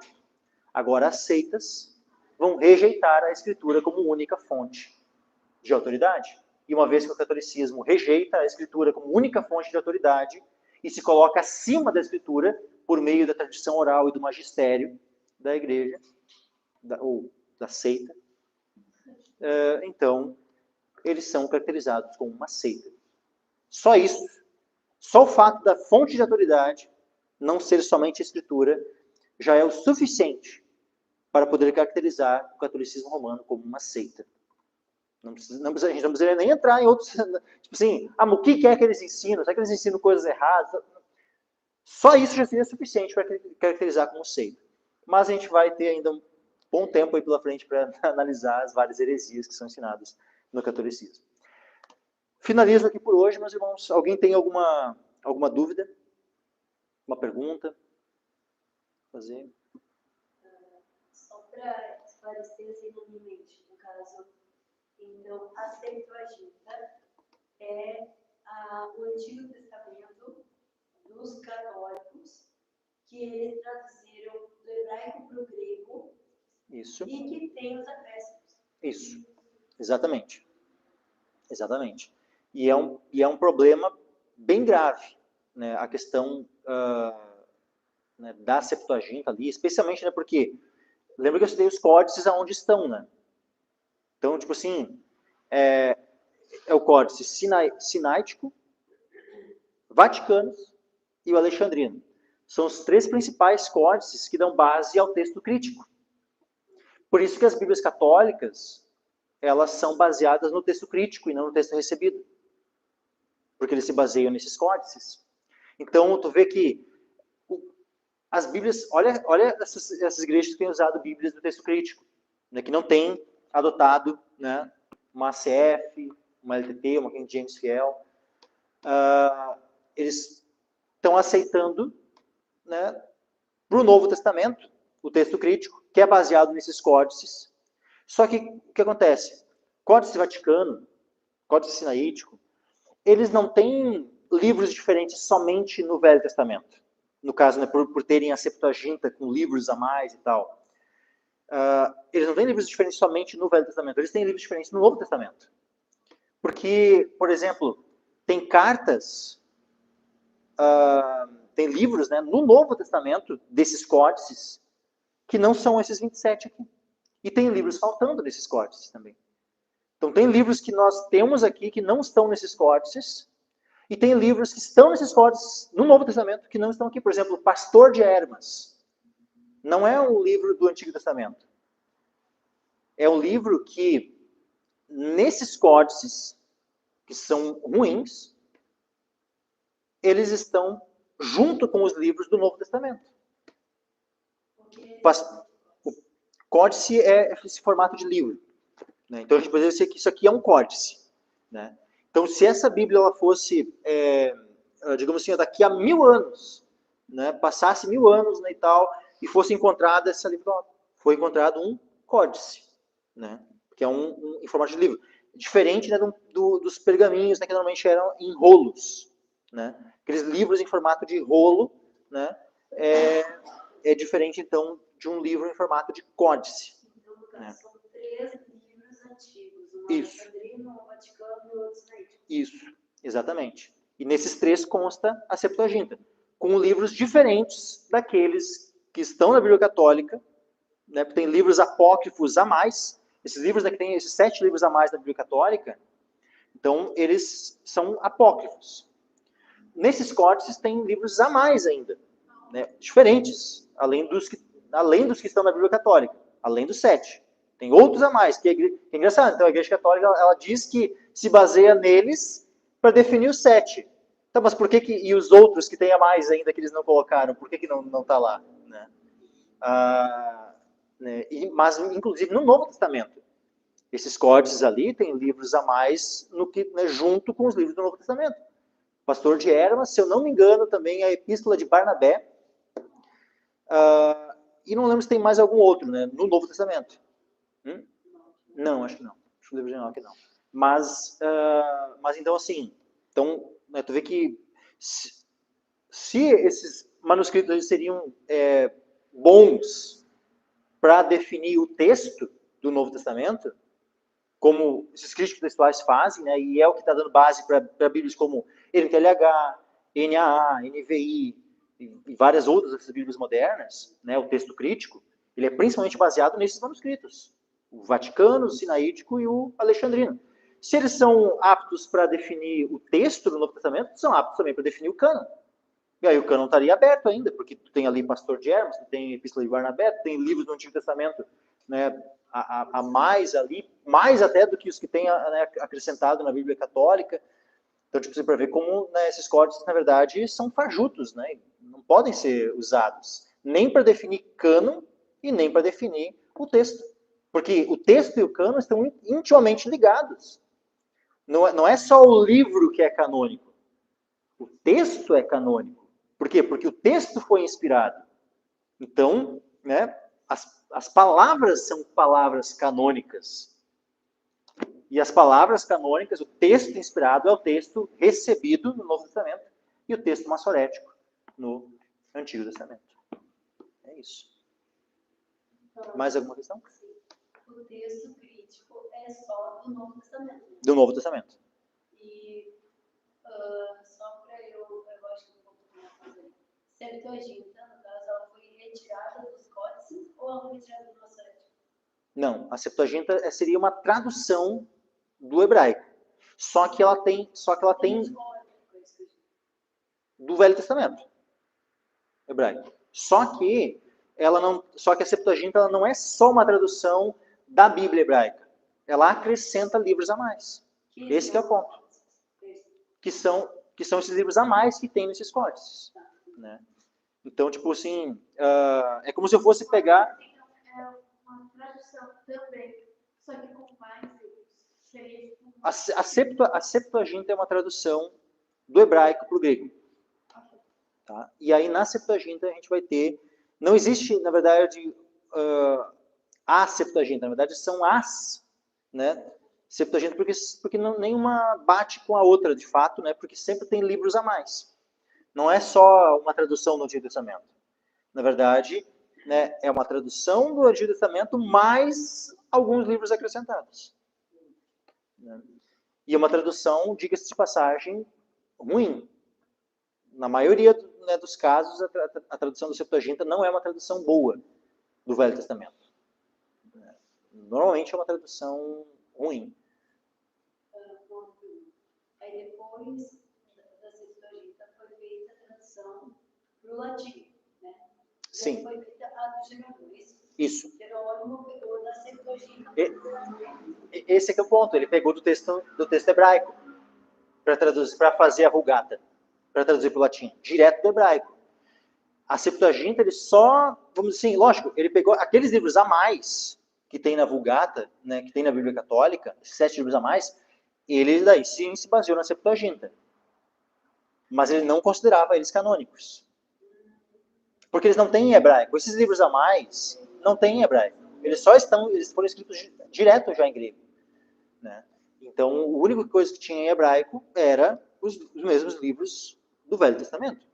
Né? E isso ele usou o texto em hebraico para traduzir para o latim, direto. Tanto é que, na época, o Agostinho criticou o Jerônimo por ele ter usado o texto hebraico. Ele queria que ele tivesse usado a Septuaginta para traduzir. Está traduzido do grego para o latim, e não do hebraico para o latim. Né? E bem que fez o Jerônimo pegar o hebraico, né? E não a Septuaginta.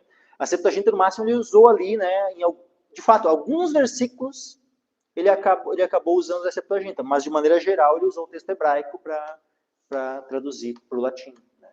Então a Vulgata é uma tradução majoritariamente do texto hebraico para o latim, né? E não de uma, né, da Septuaginta para o latim.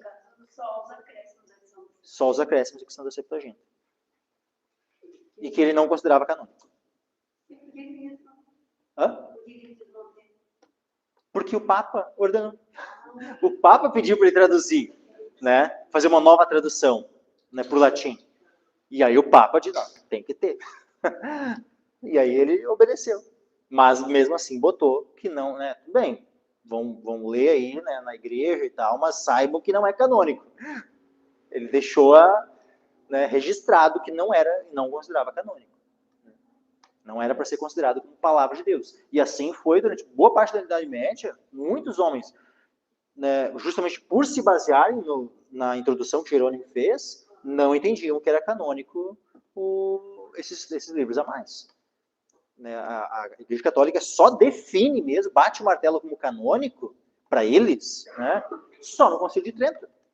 Só ali é que eles vão bater o martelo, né, querer afirmar, né, que esses acréscimos de 7 livros a mais eram canônicos. Né? Então, é isso. Então, tu vê, tradição, magistério e ainda o problema de que a escritura, o cânon, é diferente. Mesmo se fosse só o fato, né, de tipo assim, que eles não usassem magistério, não tivessem tradição como base, fosse só a escritura, mas uma escritura com livros a mais, com um cânon diferente, isso já também poderia ser caracterizado como um seita. Né? Porque, afinal, estariam considerando como palavra de Deus livros que não foram inspirados por Deus. Né? Então, mesmo a parte escritura do tripé de autoridade do catolicismo também é problemática, pelo uso do texto crítico e pelo uso de livros a mais, ou seja, um cânon diferente, né, e um texto base diferente. Então, é todo problemático. Mesmo a Bíblia católica, ela é toda problemática. Né? É isso. Judite foi uma personagem inventada, tipo Harry Potter, assim, né? Muito dificilmente tenha sido uma mulher que tenha existido de fato, pela história, né, que consta no livro de Judite, tenha acontecido mesmo. Né? O mais provável é que ela tenha sido uma história inventada, né? E que não tenha de fato existido uma Judite e tal. E caso tenha, Macabeus já, a princípio, ele é um livro um pouco mais histórico. Mas, se eu não me engano, o próprio livro de Macabeus mesmo não se propõe a ser palavra de Deus. Tipo assim, ele em tese era só para ser um livro histórico mesmo, né, para contar os relatos da história dos Macabeus. Eu vou confirmar isso depois, né, porque eu tenho uma Bíblia católica lá em casa. Eu vou confirmar porque no final, parece que no final de um desses livros de Macabeus, o autor ali do livro, ele escreve assim, tipo assim, da questão, né, dos erros, né, que podem ter no registro que ele faz. Imagina, né? Imagina a escritura reconhecendo que houvesse erro na própria escritura. Não faz sentido, né? Então, tipo assim, já é uma confissão de que aquilo não é escritura, que não é inerrante, né? Ou seja, o autor reconhecia que o material que ele estava escrevendo não era um material inerrante. Ele meio que já, tipo, diz, isso aqui que eu estou falando não é palavra de Deus, não é uma coisa inerrante. Tipo, mas daí os católicos vão lá querer receber aquilo como canônico, né? Mas, assim, Tobias e Judite, a princípio, é fictício. Né? É uma história inventada. Já Macabeus, sim, conta uma história, né, que aconteceu de fato, né? Mas é apenas uma história, apenas está descrevendo. É que nem a gente lê o jornal, né, sobre os ataques que estão acontecendo lá no Irã, Israel e tal. Tá, são fatos que estão acontecendo, mas aquilo ali não é inspirado por Deus. Né? Então, tipo assim, independente se Macabeus, né, tem um contexto histórico, né, que tu pudesse aprender história, né, sobre a história dos judeus com o livro de Macabeus, mas isso não significa que isso tenha qualquer caráter de inspiração e de palavra de Deus ali. Né? E hoje Gabriel, tem que falar, porque nem a Bíblia dele é isso aí. Porque onde é que está escrito a Bíblia dele tem ascensão de Maria? Ah, sim, é verdade. É verdade. Tem muitas doutrinas que não têm base bíblica nenhuma. Nem nesses livros que eles têm a mais, né? Porque a questão de oração pelos mortos, se eu não me engano, até em Macabeus, que vai ter, né, uma situaçãozinha ali que eles fazem sacrifício por quem tinha morrido e tal, e que eles baseiam, né, a questão de oração pelos mortos, missa de sétimo dia e tal, né, eles vão fundamentando nessa questão ali. Mas agora, né, a Assunção de Maria e várias outras doutrinas, né, a virgindade perpétua, a Conceição Imaculada, né, de Maria, essas coisas tudo, ou seja, que ela nasceu sem o pecado original. Então, isso aí tudo é invenção, né, bem tardia, né? Tipo, não tem base nenhuma na escritura e nem nos primeiros escritos lá, né? Tipo, que tem ali segundo, terceiro século, a maioria desses escritos não tem nada referente a essas falsas doutrinas, né, do catolicismo. Então é isso.